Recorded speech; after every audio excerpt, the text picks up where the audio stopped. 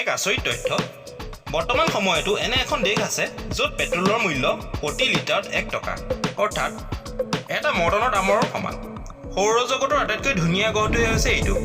আৰু এই গ্ৰহৰ চাৰিওফালে আঙুঠিৰ নিচিনা আছে কিনো এই আঙুঠি এই জন্তুটোৱে আকৌ মুখেৰে মাতিব নোৱাৰে বেলেগ জন্তুৰ নিচিনা তাজমহলৰ কথা আমি সকলোৱে শুনিছোঁ এই তাজমহল বনাওঁতে কিমান বছৰ লাগিছিল বাৰু হাজাৰ হাজাৰ শ্ৰমিকে তাজমহল নিৰ্মাণ কাৰ্যত অংশগ্ৰহণ কৰিছিল কৰোনা মহামাৰী আদায় হোৱাই নাই তেনেতে আকৌ ব্লেক ফাংগাছ নামৰ এবিধ ৰোগে মানুহৰ মাজত আতংকৰ সৃষ্টি কৰিছে এই ব্লেক ফাংগাছ কিনো কেনেদৰে মানুহ এই ৰোগৰ পৰা সংক্ৰমিত হয় মই এই ভিডিঅ'টোৰ শেষফালে ইয়াৰ বিষয়ে আলোচনা কৰিছোঁ এনেধৰণৰ অতি প্ৰয়োজনীয় জ্ঞানৰ তথ্য লৈ আহকচোন ভিডিঅ'টো আৰম্ভ কৰোঁ ইয়াৰে কেইটামান ইণ্টাৰভিউত সোধা প্ৰশ্ন মই ভিডিঅ'টোত সংযোগ কৰিছোঁ নম্বৰ 1 প্ৰশ্নটো হ'ল কোনখন দেশত বৰ্তমান সময়তো 2021 চনতো পেট্ৰলৰ মূল্য বহুত কম উত্তৰ হ'ল ভেনেজুৱেলা এই দেশখনত 1 লিটাৰ পেট্ৰলৰ মূল্য ভাৰতীয় টকাৰ তুলনাত প্ৰায় 1 টকা অৰ্থাৎ এটা মৰ্টনৰ দামৰ সমান কিন্তু তাত তেলহে বেছি পৰিমাণে পোৱা যায় অন্যান্য সামগ্ৰী উৎপাদনত দেশখন কিন্তু দুখীয়া নেক্সট প্ৰশ্নলৈ আগবাঢ়ো নম্বৰ 2 মানুহৰ পিছতেই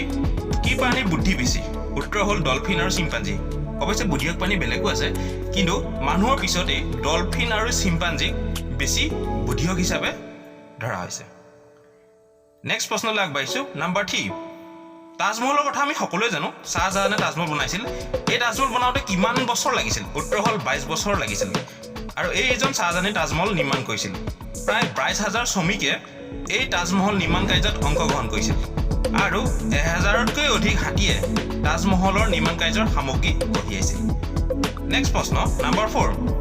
বিশ্ববিখ্যাত মগজুৰ খেল দবা খেল কোনখন দেশত আৱিষ্কৃত হৈছিল উত্তৰ ভাৰতত অৰ্থাৎ চেছ খেলখন ভাৰততে সৃষ্টি হোৱা বহুত পুৰণি খেল ইয়াৰ পিছৰ প্ৰশ্নটো নম্বৰ 5 এবছৰত চন্দ্ৰই পৃথিৱীৰ চাৰিওফালে কেইপাক ঘূৰে উত্তৰ প্ৰায় 13 পাক পৃথিৱীৰ চাৰিওফালে প্ৰদক্ষিণ কৰে এই প্ৰশ্নটো কেইবাটাও লিখিত পৰীক্ষাত আহিছে অতি প্ৰয়োজনীয় প্ৰশ্ন নম্বৰ 6 বৰদলৈ ট্ৰফি কোনবিধ খেলৰ লগত জড়িত উত্তৰ হ'ল ফুটবল এই ফুটবল খেলটোৱে বৰদলৈ ট্ৰফিৰ লগত জড়িত নেক্সট প্ৰশ্ন নম্বৰ 7 সকলোতকৈ ধুনীয়া গ্ৰহটোৰ নাম কি আৰু আঙুঠিৰ দৰে দেখা যায় কিয় ইয়াৰ চাৰিওফালে কি এই শনি গ্ৰহটো হৈছে সকলোতকৈ ধুনীয়া গ্ৰহ আৰু ইয়াৰ চাৰিওফালে থকা আঙুঠিৰ নিচিনা এয়া হ'ল বিশেষ কিছুমান উপগ্ৰহ আৰু ধূমকেতুৰ টুকুৰা আৰু এষ্ট্ৰইডৰ টুকুৰা ইয়াৰ চাৰিওফালে আঙুঠিৰ নিচিনা দেখা পোৱা যায় আৰু ইয়াৰ আকাৰত বহুত ডাঙৰ পৃথিৱীৰ নিচিনা প্ৰায় 700টামান গ্ৰহ একেলগ কৰিলেহে এটা শনি গ্ৰহ হ'ব ইমানেই ডাঙৰ আৰু এই গেছীয় গ্ৰহ ইয়াত মিথেন গেছৰ ভাণ্ডাৰ আছে নেক্সট প্ৰশ্নলৈ আগবাঢ়িছোঁ নম্বৰ 8 অতি প্ৰয়োজনীয় প্ৰশ্ন এইটো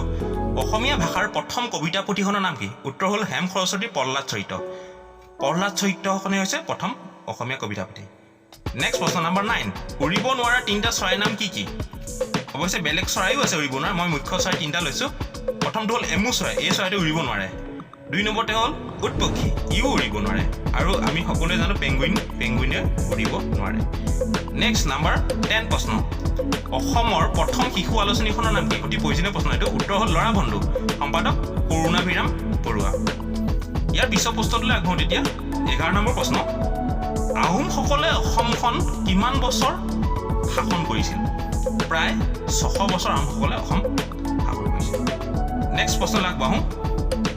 12 নম্বৰ প্ৰশ্ন কেইবাটাও পৰীক্ষাত এইটো সুধিছে সাহিত্য একাডেমী পুৰস্কাৰপ্ৰাপ্ত প্ৰথম অসমীয়া পুথিখনৰ নাম কি উত্তৰ হ'ল বনফুল যতীন্দ্ৰনাথ দাৱাৰ বনফুল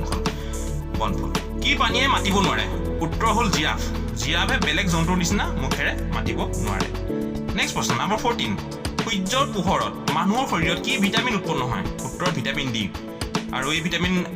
ভিটামিন ডিটো মানুহৰ কাৰণে বিশেষ প্ৰয়োজন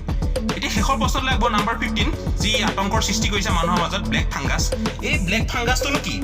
আচলতে ব্লেক ফাংগাছ হ'ল বেক্টেৰিয়াৰ পৰা হোৱা ইনফেকশ্যন